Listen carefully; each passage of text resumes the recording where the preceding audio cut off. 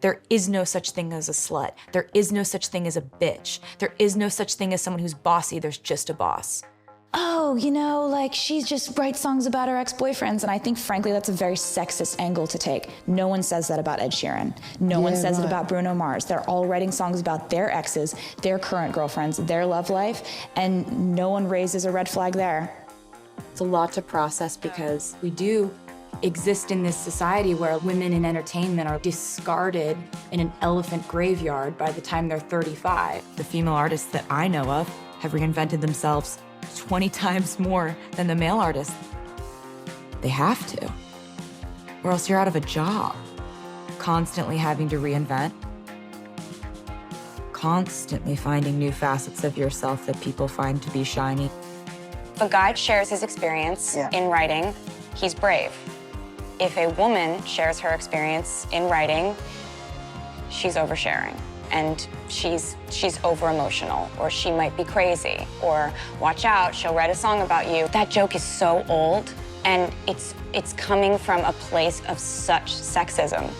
Be new to us, be young to us, but only in a new way and only the way we want, and reinvent yourself, but only in a way that we find to be equally comforting, but also a challenge for you.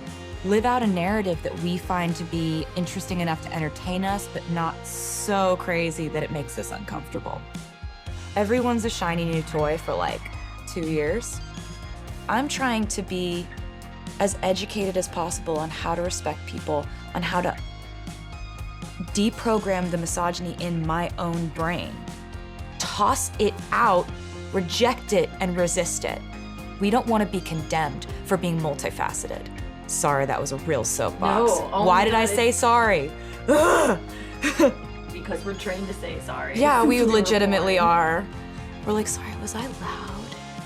In my own house that I bought with the songs that I wrote about my own life. I get that question all the time, the question that's like, well, why don't you dress like, and then they name a few girls in the industry and they're like, why, you know, that kind of thing. And I'm like, well, you wouldn't be asking Bruno Mars why he doesn't take his clothes that wouldn't off. happen. You wouldn't be, because he's known for being a musician. Yeah. And I'm known for being a musician too. It's just a choice you make. It's what you wear, what you want to wear.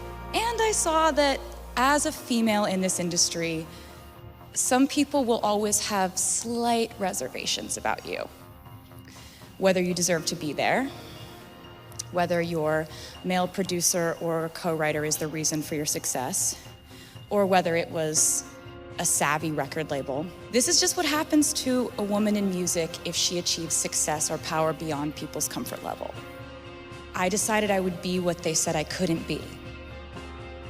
I didn't know then that soon enough people would decide on something else I wasn't quite doing right, and then the circle would keep going on and rolling along, and I would keep accommodating, overcorrecting in an effort to appease my critics.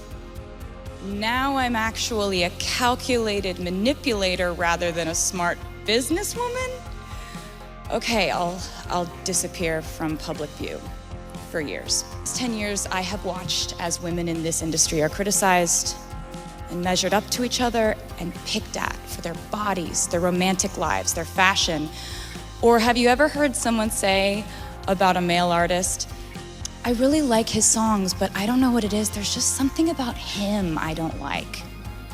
No, that criticism is reserved for us.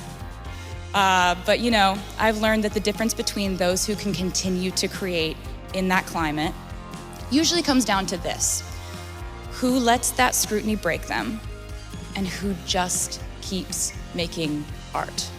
We shouldn't let obstacles like criticism slow down the creative forces that drive us.